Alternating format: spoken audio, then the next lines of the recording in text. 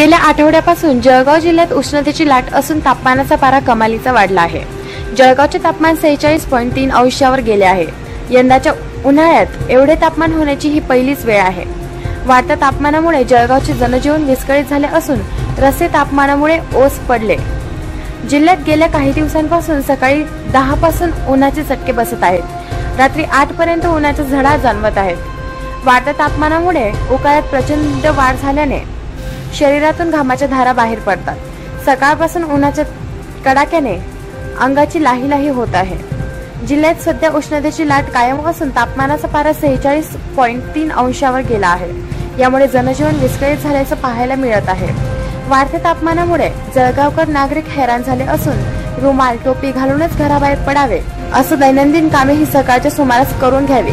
सुनील पाटील यांचा रिपोर्ट बुलंद police times Jalgaon.